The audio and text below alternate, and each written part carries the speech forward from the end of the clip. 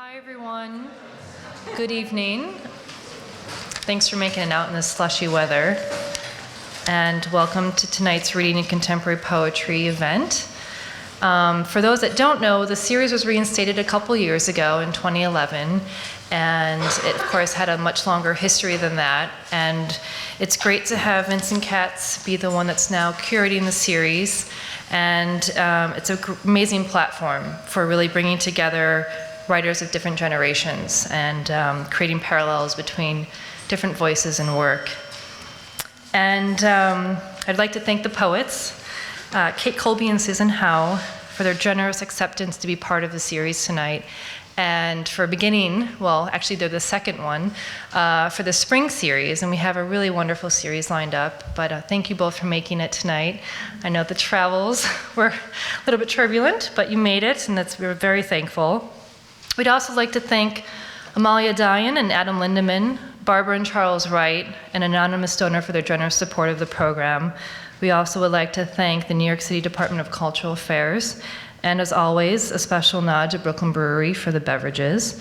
Just a few notes. We'll have a short intermission break after Kate reads, and I encourage you to peruse the book cart and grab a beer, and also take a look at the Dia Spring calendar for our outline of public programs this spring. I guess without further ado, it's now my pleasure to introduce Vincent Katz, who will provide the introductions for the evening. Thanks again.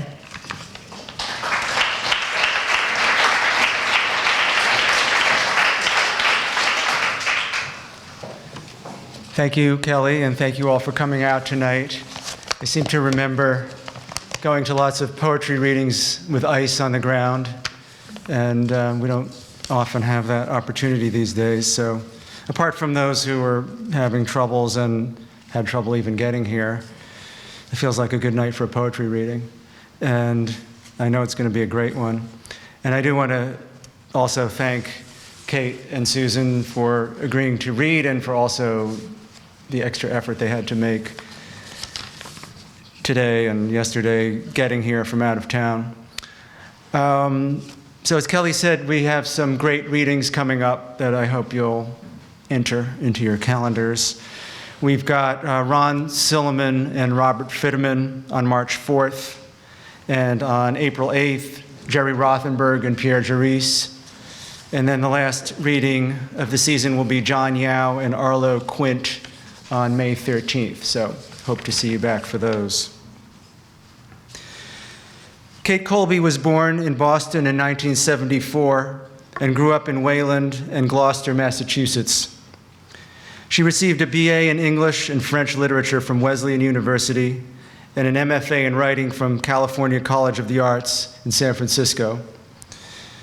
Colby is the author of 4 books of poetry, including Fruitlands from Litmus Press, which won the Poetry Society of America's Norma Farber First Book Award in 2007, Unbecoming Behavior from Ugly Duckling Press, Beauport from Litmus Press in 2010, and The Return of the Native from Ugly Duckling Press in 2011. In 2013, Colby was awarded a fellowship from the Rhode Island State Council for the Arts. She's a founding board member of Gloucester Writers Center, where she runs a quarterly poetry series. She lives and works in Providence, Rhode Island. Kate Colby's poetry draws from local histories based mainly on personal experiences in New England, but equally from interior landscapes.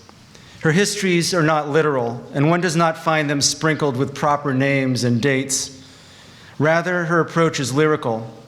The rhythms and sounds of words keep her voice afloat amid emotional turbulence only hinted at. Her framing titles and notes give readers contexts, and those contexts, for example, the lavish fantasy house known as Beauport in Cape Ann, reward study and personal experience by the reader, but the contexts are only entry points into the rich, imaginative world of Colby's poetic. In A Banner Year, an early poem, she wrote, "The captain's platter cobbled to the tavern of scuppered casks and scuttlebutts. Apart from the music, or inside the music, These words sent us scuttling to the dictionary, where we find that scuttlebutt comes from a water butt or a container on the deck of a ship, and that one meaning of scuttle coincides with one of scupper, to cause to sink, so that scuppered casks and scuttlebutts may in fact mean the same thing in the realm of logos. But there is always more in Colby's poetry, and that more is the contemporary, in which butts are more than casks of water. Colby has been an innovator in book-length poems where she is able to keep a balance between subject matter, always elusive, and form, supple and rhythmic enough to maintain continuity. Phrases sound like and suggest other phrases, and she is always working the suggestiveness of possibility in words, as in this stanza from Unbecoming Behavior. Let that hat wear you, and them come to you. May it always be your stunning debut. Where it ends, you begin. Stay out of the wings and the will call. Not the roll call or the curtain call, but the will call, where the contemporary term related to wings and debut also suggests the timeless in that it brings the sense of the will to bear, how much will it takes to be so in the poem. Please help me welcome Kate Colby to DIA.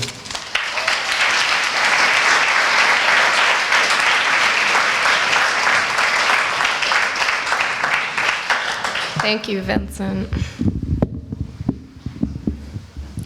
And thank you to Dia for having me here, and to Susan for reading with me. And yes, I'm very glad to be here. My family and I almost spent the night in a snowbank in Bridgeport last night. It was rough going. I'm going to start with some poems from Beauport that are inspired by and named for Currier and Ives lithographs from the 19th century depicting the American leisure class.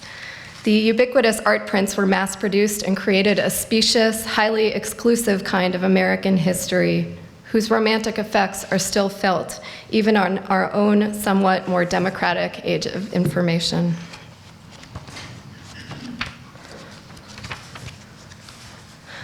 Liberty Enlightening the World, 1885. What is the very utmost that I can expect?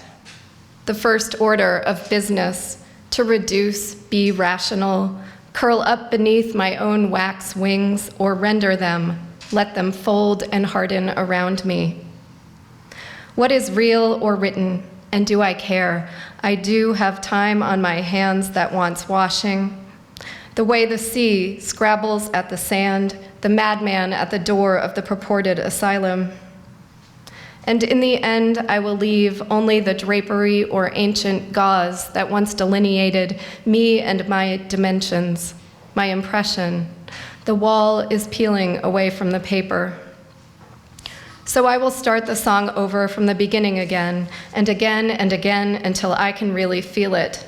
This time, fireworks do indeed make me cry, and you, bulky, broad space created by ships of old, spatial diagrams with lots of lines and tiny numbers. Fashionable turnouts in Central Park, 1869. Those were the days, don't you think? Sunday driving in plein air affairs of gold, rims and spokes, upper lip-shaped lisping bespoke tailcoats, no incendiary pamphleteers here, no lady lecturers, temperance, hoo-ha, no inextinguishable tire fires, smoldering former methods of conveyance, personal vehicles, in the sense that fried potatoes are vehicles for ketchup. Wait, what if I'm the one who doesn't get it? Turned out toes, knees over feet, this is how we fold. In perfect alignment, perfect lines, dead-centered, read me to sleep. Olmsted walks into a bar. Osman's in the photo booth. In the spit-out picture strip, they're locking lips. Rub your eyes, see green donuts floating by. Paris is a wheel, Manhattan a church key or the can with which it is opened. Everything is out of order and should be. Imagine looking exactly the way you want to. Would you be canceled out entirely? What if history had really happened? My eyes, my beholder, my kind of history, laid out indiscriminately like a Midwest distribution center. Alas, I don't have to believe in the Gulag or Gaspee or colonial taxes.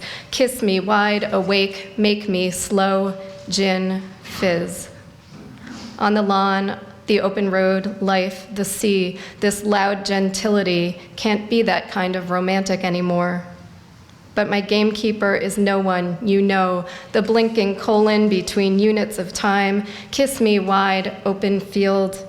I've decided I am going to start seeing other people.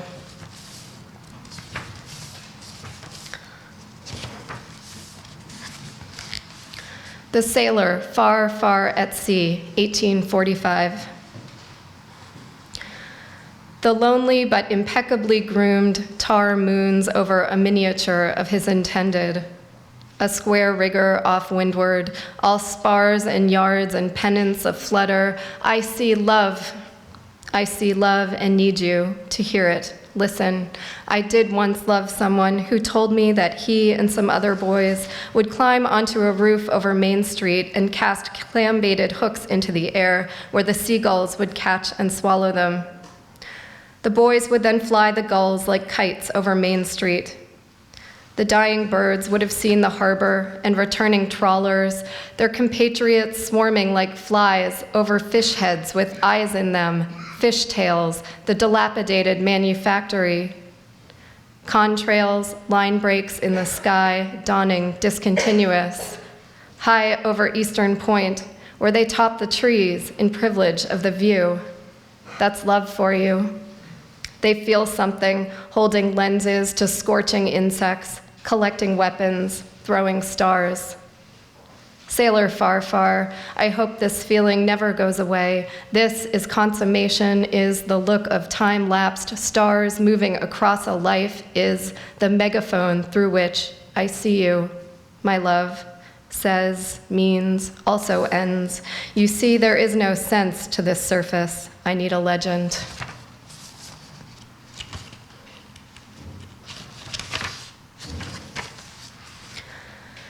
Home to Thanksgiving, 1867. Can you miss something you've only known for a moment? How about never? I miss you, man, with the outstretched hand, greeting the wayfared relation. The early snow already all trod upon, hired hands empty hayricks and barrows of summer's golden bounty.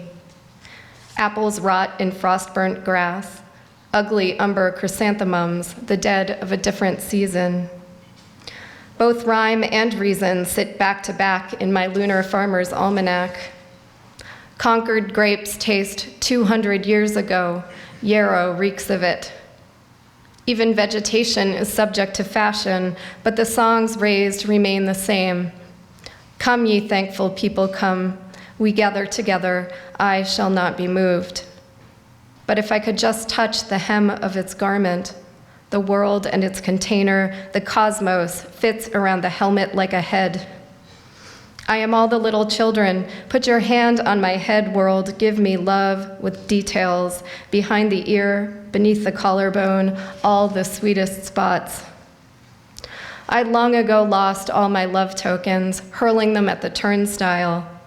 Urban forager in a wide open field. You have been deceived. My scarecrow looks just like me, but beckons to the birds, pecking listlessly at inhospitable squares of dirt, naked roots on the sidewalk. I am scared for you. We'll gather together whatever I can. I miss you, California, fruit cocktail, 19th century.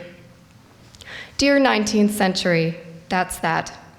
I am in receipt of your letter dated immediately. We shall see the rainbow in the wake, now, a memory of sound. One whistling nostril all night long. I miss everything, all the time, even what's in front of me. Paper, pencil, I miss you reading material. My photos are always superior to their subjects. The whole world has been a disappointment, except for the tourists themselves, the smell of cheap hotel lotion.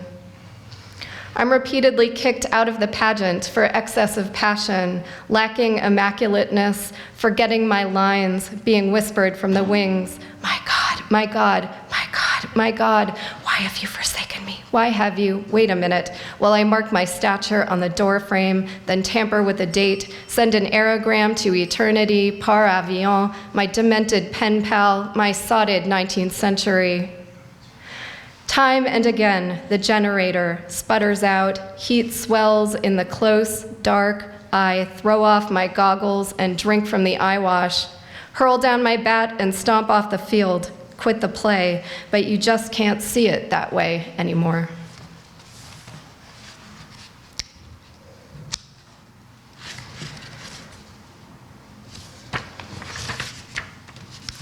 This last one's called High Water in the Mississippi, 1868.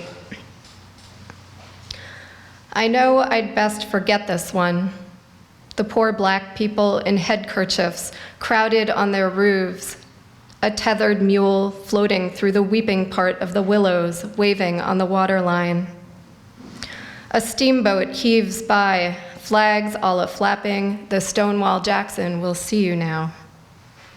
Marooned ladies at the upstairs banisters of the plantation house, waving handkerchiefs and whatnot. I hear you.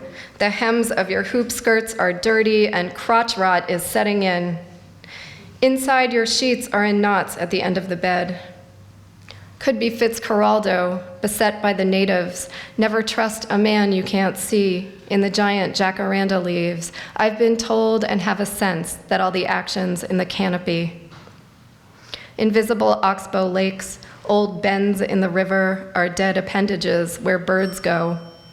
Severed from the stream, species evolve, adapt to the vicissitudes of history.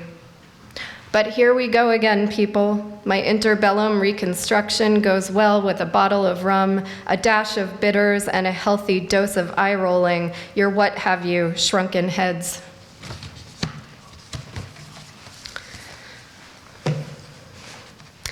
Next, I'm going to read a bit from a newer long poem called Blue Hole, which is a mix of verse and prose. And among other things, these early sections of the poem include references to Max Ernst's alter ego, Lop Lop, which was a bird-like character based on Easter Island iconography.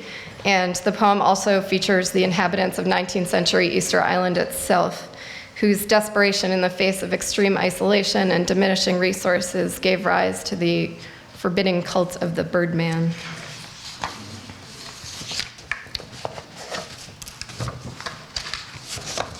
Blue Hole.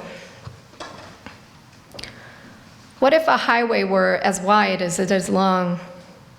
Cupped fingers don't hold water better than sand. Everything exceeds its frame, breaks into bits of it on parabolic flight to the blue, fluttering ceiling. Pen floats around my ears. For a moment, mother, may I all fall down. On my knees, clawing for contents of my upended purse. Glue stick, dumb luck, crumbs in the butter, nothing is accounted for. My second memoir is the same as the first. Exact same words and everything, each is annotated with the other. My spectrum, the color waves of water, I mean speculum, blue hole around everything. There's a big need of so little. It only takes a hand to hide the sun, yet I can never remember where my heart is, which hand goes over it. When in the presence of a fluttering standard, light leaks in around the fingers. As the object of 20 questions, I always choose light. There are blued out images of me sitting on old French walls, la langue, light, mossy, and incomplete. But everything is already here in some form or another. I'm enclosing a picture. I never should have sent this letter. The innermost matryoshka, tunneling the dark with a flimsy spoon, throbbing halo, lights on, broken desk chair on its side, on the sidewalk, in the rain. Dial tone, stop feeding her under the table. Sometimes I think about patterns of activity in places I've been, in which I briefly partook, that persist day in and out without me. Easter Island, 4th grade, the Daly City Trader Joe's. Iquitos women fry in kitchens while pink dolphins ply the river. It was not made for me. I also picture things happening in places I've never been. Caribbean beach bars, sidewalks in Saigon. People are speaking to and passing one another, the sound of collapsing stars. It was not made for me and yet exists in my mind and even actually. Right now there are sea creatures filtering the deep, being consumed, and I can't tolerate not being all of them. Sky is rubbed thin over islands, blue bottles tucked inside missives to the sea, logjam and clink at the black cartoon lines surrounding each thing and instance of it. I pass them on the street, ears stuffed with last night's dream. I was watching TV. Then suddenly, someone else was, as I watched through the keyhole of my eardrum.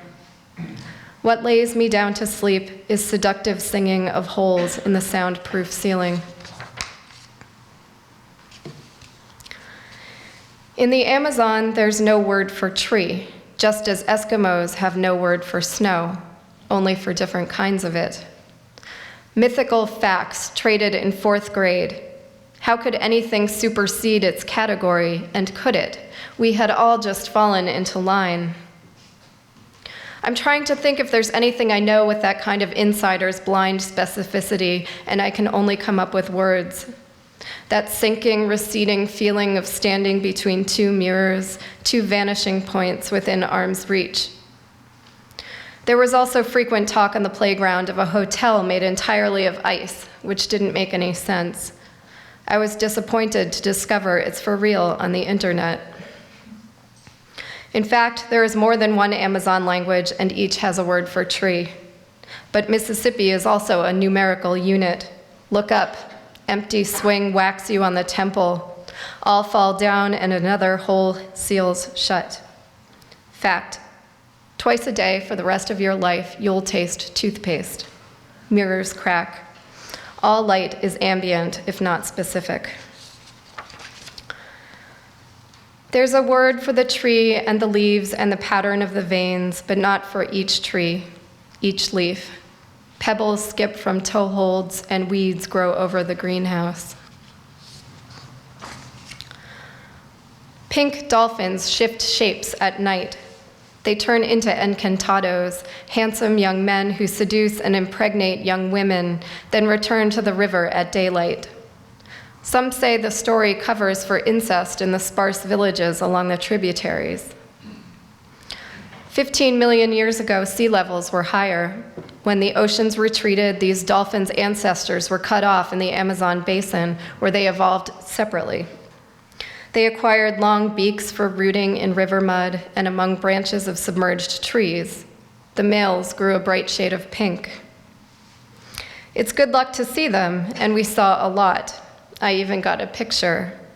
But at night, in my cot, the shrieking of every other living thing over the patter of the rain took a potato peeler to my spine. That it was autumn in New England kept me awake. The smell of the honey bucket. I couldn't see my own hand for the trees. Leaf veins recapitulate the bones of the hand. Cut off, I evolved dactylic wings. I'm a birdman, scratching back the sky like a label from a bottle. Up above the blue, hole in the dark, a whole sky is raining. Leaves and stars die exactly the same size. Death, I mean. How do you do? The square root of breakfast. I draw the walls in and around me like blankets. The rain falls on rain. I mean all my platitudes. This bottle's for you. Enough flickering among the branches.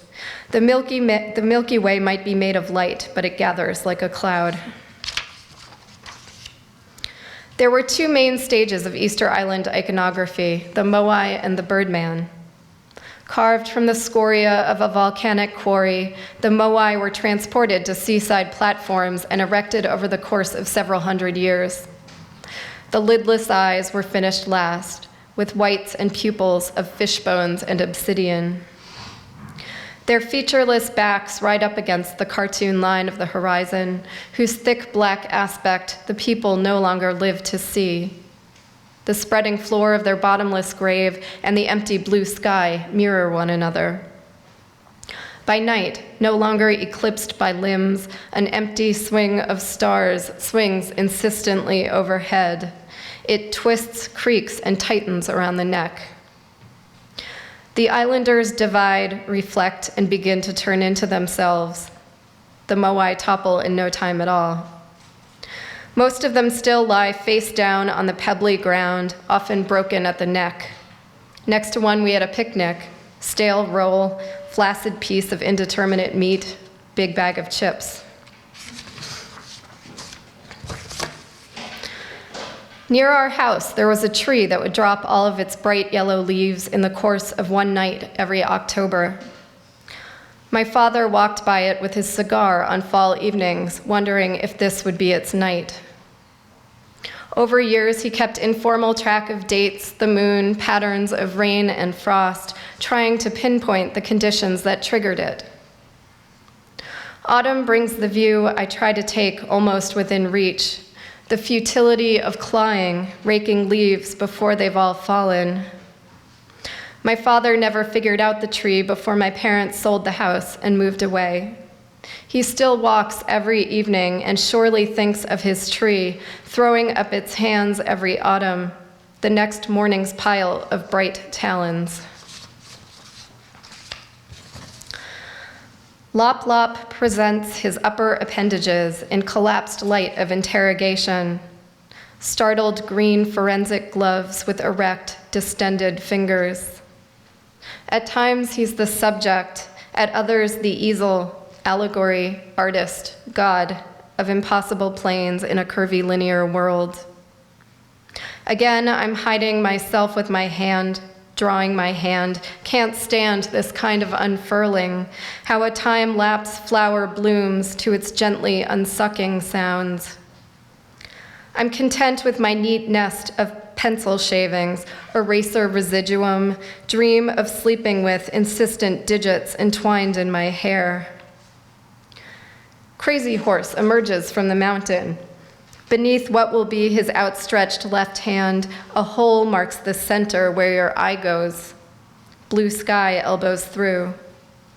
At times, the birdman's eye is deep and intent. Other times, it's a hole or reflection of the very hand you're likely to fall into is the plan. The birdman's reward for winning the race through shark-filled waters and up the sharp edge of an islet for spring's first egg, 3,000 miles out to sea, was a year spent ruling the people and nursing his wounds in complete isolation. Basalt takes a cheese grater to the knees. Fisher-Price people line up like moai on the coffee table, but their placid plastic faces face out rather than in at the island consuming itself like a slowly dying star. What none of us knows is what I'm trying to tell you. I want to be Encanto, the green flash at sunset, hold my glass to the holes in the ceiling, with my ear to the glass or eye through the keyhole. Dear child, behind my painted open eyes, I'm consumed by the sound of the sand slipping through you.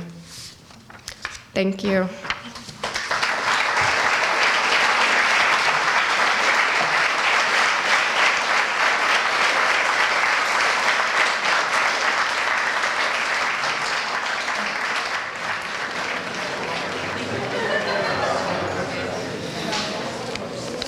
So we're going to get started again.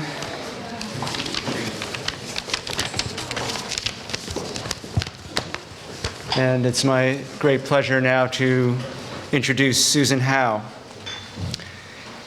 Susan Howe was born in Boston in 1937 and grew up in Cambridge. She graduated from the Boston Museum School of Fine Arts in 1961 and moved to New York in 1964 as a visual artist. She lived and worked in the milieu that included, among many others, Carl Andre, who will be the subject of a major exhibition here at DIA next year, or actually at Beacon. Soon, Howe began making artist books. About these first books, she has written, quote, "I would get a sketchbook, and inside I would juxtapose a picture with a list of words under it. The words were usually lists of names. I relied on some flash association between the words and the picture or charts I used," quote. She saw a connection between the work of Robert Smithson and Charles Olson and, quote, their interest in archaeology and mapping, how it's connected to memory, war, and history. She became more and more drawn to the problems of those words on the page and thus began to write. Howe has published over 20 books of poetry, including Frame Structures, Early Poems, 1974 to 79, The Europe of Trusts, Singularities, The Midnight from New Directions Press, Souls of Labadee Tract from New Directions, and That This, also from New Directions in 2010. Howe is also the author of 2 books of criticism, The Birthmark, Unsettling the Wilderness in American Literary History, and My Emily Dickinson, first published by North Atlantic Books in 1985. Howe has received numerous honors and awards for her work, including the 2010 Bollingen Prize for American Poetry and a Guggenheim Foundation Fellowship. She taught for many years at the State University of New York at Buffalo, where she held the Samuel P. Capon Chair of Poetry in the Humanities. She lives in Guilford, Connecticut. Susan Howe is known for verse that makes use of a multiplicity of genres and disciplines, privileging none over the others. Her work draws on intensive historical study, often of locales in which she has lived, which she then subverts or personalizes by drawing attention to the failures as well as the deep textures of language. Autobiographical on a personal and also on a national level, where the nation can be Ireland, the US, or Native American nations, Howe works with solid facts of word and image, composing them on the page. From her earliest published works, Howe has mapped out a relationship of past to present, of prose to poetry, of documentation to imagination, within a poetics inherited from modernist forebears. That she has been able to innovate within that poetics is due largely to her awareness of her position as a woman within a largely male tradition, both historical and poetic. "I was always going to be an artist, though the art form changed," Howe wrote in The Difficulties in 1989. "The art form, we could say, changes. It shifts back and forth, always poetry, always visual, always sound.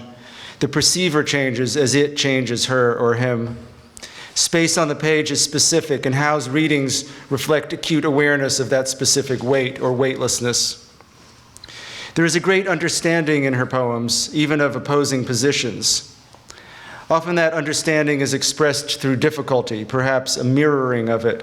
In My Emily Dickinson, Howe writes, quote, "Every poet is salted with fire. A poet is a mirror, a transcriber," quote.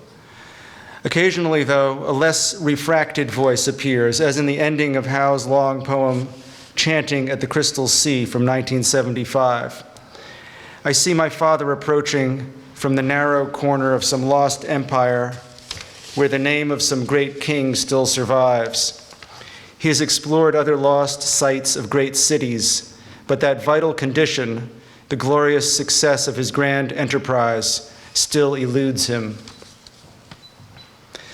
Maureen Owen has written of Howe, quote, "Listening to her read is like staring into a lake, enchanted, mesmerized, drawn closer and closer until the tip of the nose touches water, and then swiftly one senses danger, danger, a warning voice saying, 'No, no, wrong way, not the lake, not the lake.' Over here, and yes, she's over there now, and the magnetic pull begins again." Quote, "The pulls are about to begin." Please welcome Susan Howe to DIA.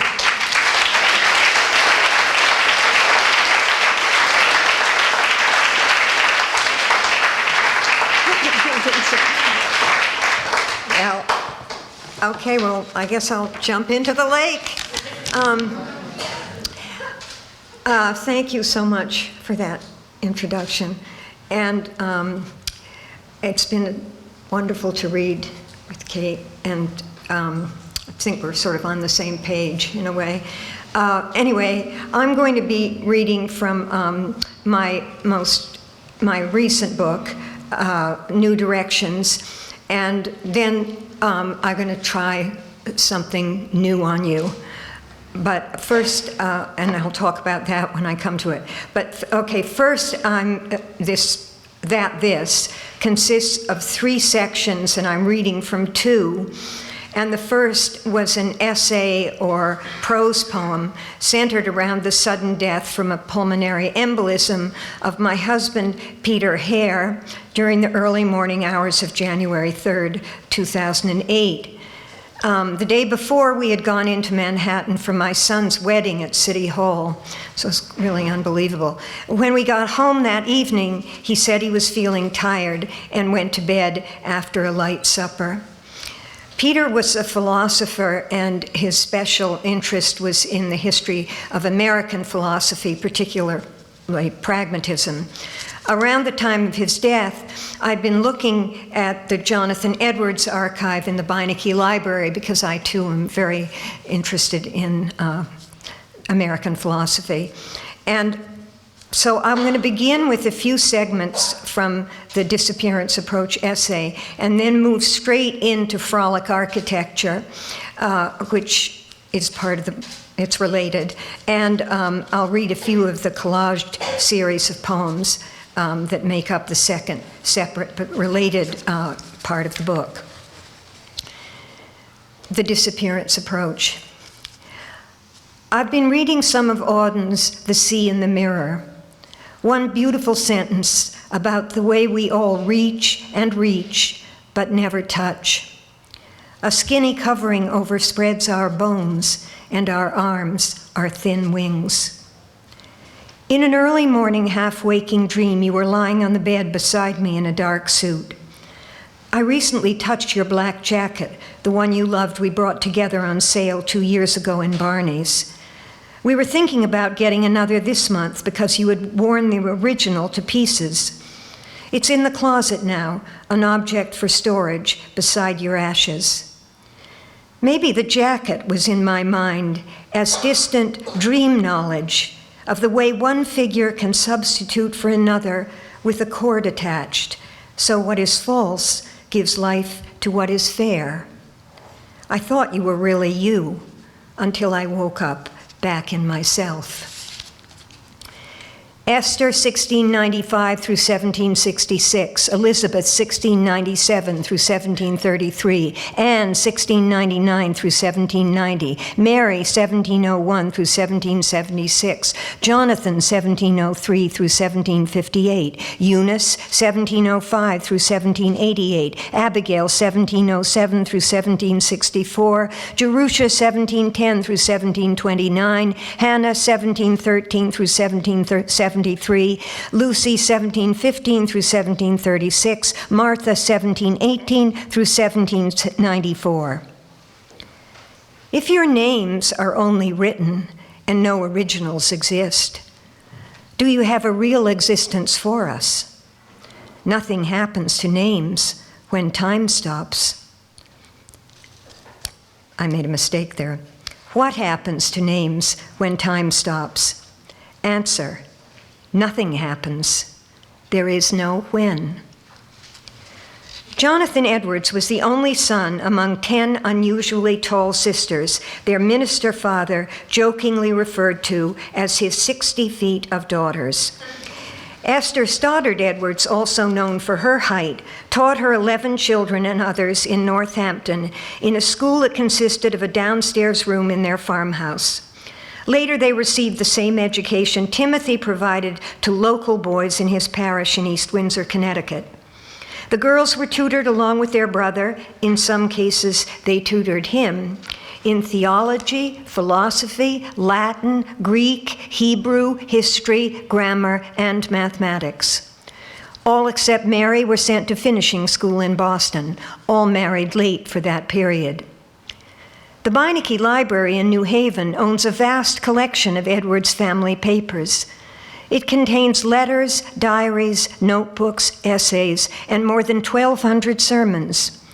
But apart from a journal kept by Esther Edwards Burr, Jonathan and Sarah's eldest daughter after her marriage, and a few letters to and from the sisters, daughters, and Sarah, all that remains of this 18th century family's impressive tradition of female learning are a bed sheet Esther Stoddard Edwards probably spun and embroidered herself, Sarah's wedding dress fragment, and several pages from Hannah Edwards Wetmore's private writings, along with posthumous excerpts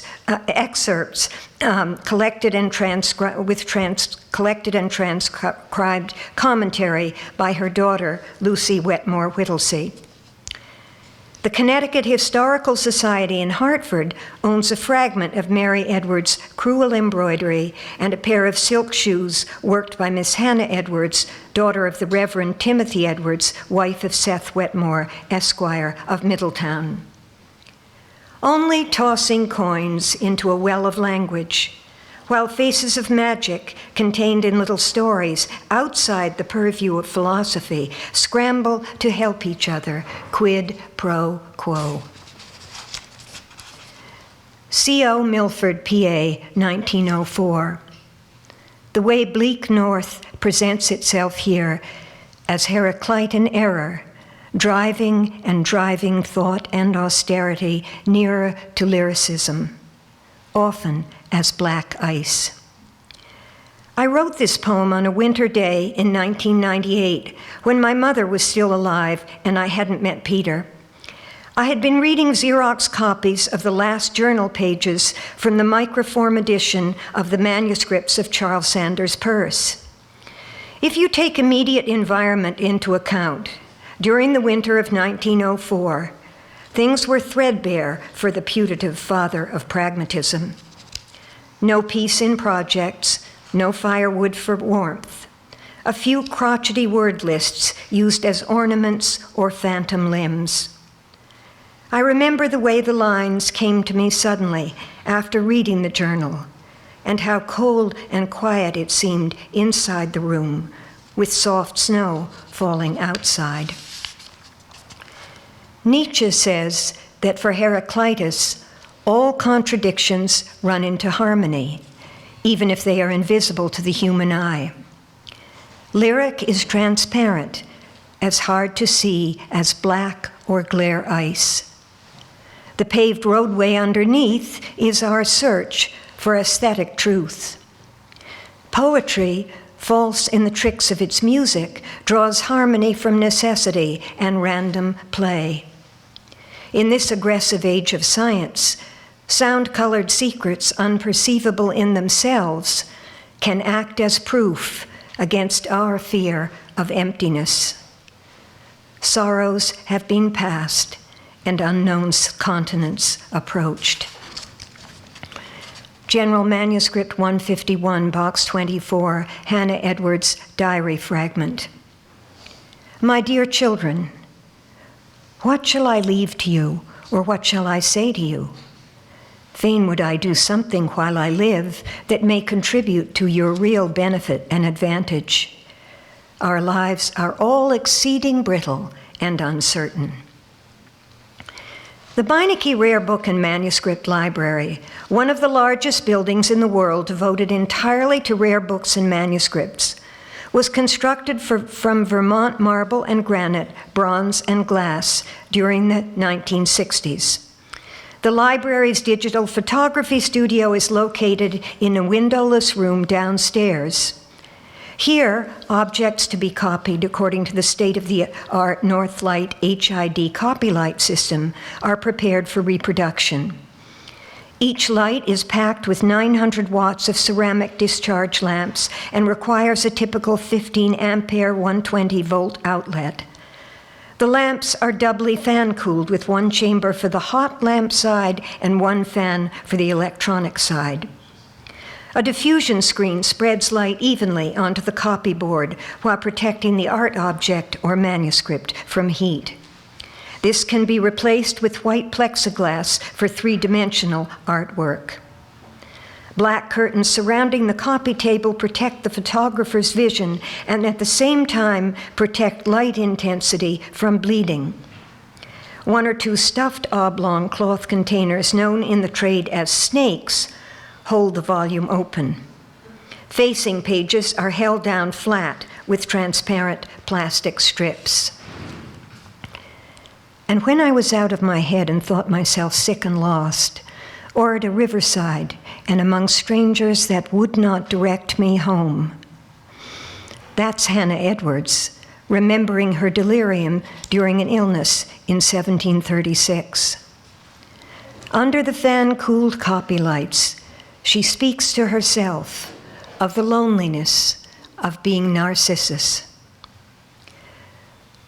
On the Shoreline Express, I like to sit on the side where between Stony Creek and Guilford, I can see my neighbor's house, and in winter, a little further up the road, catch a split-second glimpse of ours through the window as the train passes. I suppose I'm trying to capture a moment before mirror vision, because when you view objects that lie in front of your eyes as well as others in the distance behind, what you see in the mirror has already been interpreted, so far as you can tell. More and more I have the sense of being present at a point of absence where crossing centuries may prove to be like crossing languages, sound waves. It's the difference between one stillness and another stillness. Even the invisible Scotch tape I recently used when composing Frolic Architecture leaves traces on paper when I run each original sheet through the Canon copier. I can't remember if there was snow on the ground, but I do remember the cold. If winter landscape meets the being of the subject of the soul now and before, and conveys what is yours to join the finished pastoral invention of others, that is rationalism's secret. I don't pretend to be saying God has promised any new grace concerning our scheme being brought to pass via parables of lost sheep. No, not the least shadow association, even in the realm of wishes. Art is a mystery, artifice its form. Hannah has taken off her embroidered shoes. She is dipping her bare feet in varieties of light.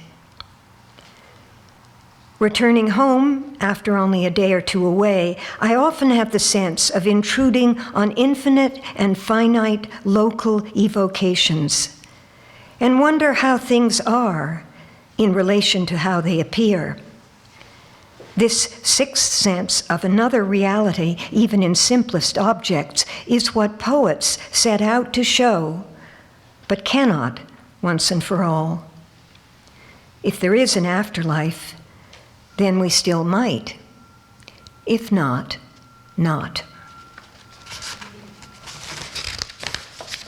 Frolic Architecture, and it has an epigraph. I'm just reading some sections of it. Into the beautiful meteor of the snow, which is from Emerson's Divinity School address. In one, no sun, or did the wax, yet did the her arms alone, oh, though there the could tread, the air was dark. All objects, old things strove, nent the der own ok and see embody my body slipping down full toward its own secret sermon, a mist sermon, rough sermon, and sermon sent. Oh, that I then be at rest more sure, was these aloo shadow ever. Long shall finding know, but find a bewildered ever, weary of my, that is first. Then was ever, for they ever had the wings of a dove, but whether could I fly, oh, and abiding portion, and no ring deceiving enjoyments. Where shall I find real? I wander from mountain, oh, that I could rest for the soul, and weary myself walking just below my father's orchard after religion and the concerns of my soul, my business, religion and the concerns of my soul, my business, prayed straight for labored after an awakening sense of I had after I had taken up many concerns of my business, and after I had set to it, and of sense of my miserable, with a great deal of concern, sensible, and negligent, notwithstanding so old in running over the south fence, and notwithstanding to be sensible then now, what made me cast in my mind whether I had not, but I considered I was very too hard. I was leaning, one chain of thought, I saw manner that, an image of it on my mind, as what should, but I attempted to read, but out one chain intercepting and covering I had as lively affable, and did not seem to be, had seen it abruptly, and so strong that I attempted to look upon it as supernat by a piece of Cicero of imagination, and that set at great distance from this world. It then appeared to me a vain, toilsome. Betance were strangely wandered, lost, and comfort to me that I was so separate. Worldly affairs by my present affliction, and all, though melancholy, was yet in a quiet frame, I was in, it was not without a deep, prepared for death, and I did set myself to. Wrote, and the Romans too, on the other hand, world. I used to be very, felt soft, or in a sort, Ridley knew who or what I was, and thereby the music, us, and therefore lost, I was, consulted with myself about it, and was ready. Effect silk coats would have on the agents in the field, he answered that could hide behind the silk in common with, or what shall I say to you, if for to me that I was so separate, Tage, our lives are all exceeding brittle. Remember Lot's wife. As yet, moon rent, hang poised, rift air, nor had rule at far reaches of the land, and or swim, flew of things, fl.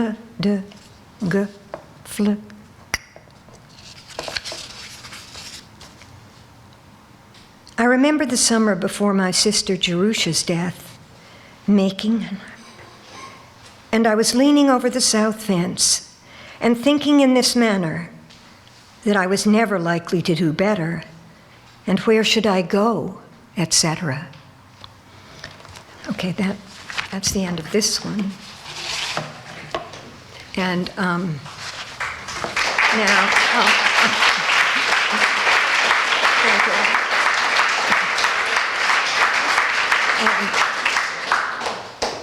Now this is sort of an experiment, but it's something in progress. And I'll start by reading this short poem written by the artist Paul Teck. Secret paintings, the object of which is not to be seen. He made a secret out of what no one wanted anyway. Paul Teck died from complications of AIDS in 1988, and even though I'd been involved in the art world in New York City at the same time he was during the 60s and 70s, I was totally unaware of his work. And it wasn't until the retrospective at the Whitney almost 3 years ago now that I saw it. And I saw it on its last day, so I feel incredibly lucky that I didn't miss it. I've always been interested in folk tales, magic, lost languages, and was at that time working on an essay concerning poetry and telepathy. And so what struck me most about Teck, basically, the whole thing's overwhelmed me, but I love the way his later works, often painted over newspaper with single words, phrases, or letters scrawled over the surface, transforms these so-called art objects as if by magic into poetry. And I was most captivated by the small bronze sculptures called the personal effects of the Pied Piper, scattered around a couple of the rooms. I still can't get over the brilliance of that title, The Personal Effects. It just blows my mind. It's just wonderful. And it is a poem in itself. So I've been trying to respond in some way to these incantations, riddles, spells, secrets, that I guess you might call it magical thinking, that I experienced on that day and continue to experience. And then so I just have these short pieces connected with that. And then I have this, recently I discovered an old English folk tale called Tom Tit Tot, and which is just an offshoot of a large group of tales from many cultures, Rumpelstiltskin being the best known, where a woman has been set to the task of spinning under threat in a magic space of time a large quantity of flax for various reasons, or spinning straw into gold. And she sells herself to an imp, dwarf, giant, or magician, alias the devil, who suddenly appears to help her, at his price being that she must guess his secret name. In the end, he's defeated, usually after 3 false tries, and vanishes in a puff of smoke or a rage. So, Tom Tit Tot, I just love those 3 words together. I love the look and sound of 3 letters, 3-word, trisyllabic name, Tom Tit Tot. Not to mention the 3 percussive double T's.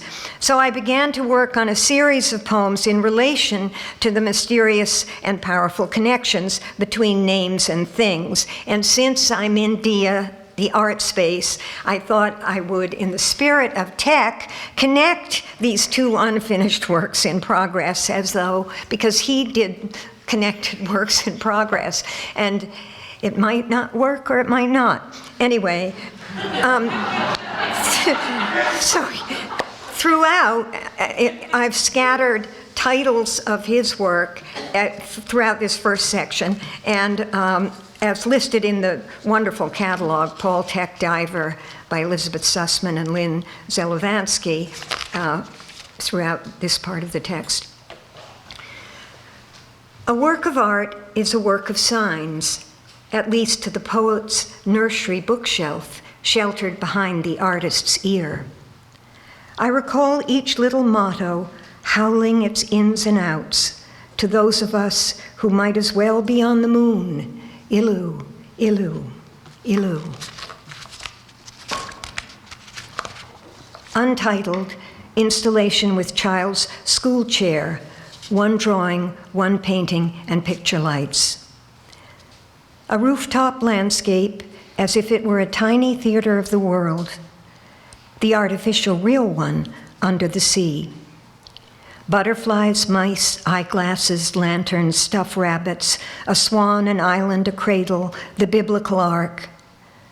What gives each sign its existence, independent of the letters and colors which incarnate more than compose it? Here is a roughly sketched theory in the eyepiece of a color box. It's a cautionary tale. Captive children are a factor in the Piper phenomena, except for the one who escapes. While there is still time, do you know anything about my watch being stopped? Put your hand over my eyes and say I have got it in my mind. When stars are not so faint, and old astronomers assign numbers, one may count one other, and each secretly jot down in units and tenths for photometrics other instant, infinitesimally faint instants, a nearest faint ghost alias. Periscope, oil on canvas with artist frame and picture light. Where doubt comes from, truth revealed as doubt, what is true in it, longing to know, always to sing it, over, over, forever, forever. The Tower of Babel as a vortex, tempera on newspaper. Yet his bidding they break as when Eve fell to the fruit with and plucked them of the plant and pointing. Well, she backed a step or two and she at it, and then she laughed out and says, pointing of her finger at it. Certain bronze elements found among the Pied Piper's personal effects have been moved from one exhibition room to another. Diligence. Props and other disinherited paraphernalia are never enough. Sawing away the finite future as we approach the laws which govern clutter, here are messages when midnight comes. The face of God, dust, time is a river. Possible, plausible, natural, finally probable, at least to the spiritistic view. I have to go in and catch my breath. He took a bit of himself by the legs, one skeleton set, viewed in first light. What's my name? As if in rags, my inner waistcoat. Fishman in excelsis table, wood, latex, metal, paint, fabric, string, and styrofoam. Running footsteps, interlate, te interlute. Ages have passed. A bell of the Chu dynasty is in my hands. I seem to go back to things that do not belong to me. Are you changed any? Goodbye for the present. Untitled alphabet, untitled alphabet. I am going to hunt for cod. The tide is the best, the forecast the best, and the boat a paragon. Takes out say age co of hey house. And the time was getting over about them, their skeins, and two in mind, but not one word. Our mother of puddled images, fading away into deep blue synthetic polymer. Seaweed, nets, shells, fish, feathers. That's the tech. That's called tech. And this is Tom Tip Tot. Name, pudding and tame, percipient agent. Hidden will-o'-the-wisp, nicked, naught, nothing. So long as one fact stands isolated and strange, one fact supported by no fact, wood slipper counterclatter, I can spin straw by myself. A father in the speckled book sets out to follow his epithet one May morning. A false one remains false. Pick out a particular half-infinite fringe quatrain in its thread-parrot pattern. You sit in our tent of belief and ask what to do with it. Faithful first, then frivolous. Half scientific, but good at guessing by sensation, you look at a flame. Is it orange within you or without you? When such and such an idea occurs to us, do we find a sound in our own mouths quickly present? Approaching a cataract, the thought of Niagara. Unseen in canoe or cut glass skiff, to drift around centuries on another map kept secret from Earth, Moon, vision, each reflecting an endpoint where is will remain as is, etc. If to sense you are alive is pleasant itself, or can be nearly so, if I knew where I was, I'd show it. But no, what I lack is myself. Each word may be 6 metal rings. It may be 2 places at once in the old secret escapades, a vault benediction for the lucky bean under thimble 1. Cobble downward path, half-long story, renegade with silver money and latchbox. Plaint when then was then, at the leaf end of ciphers.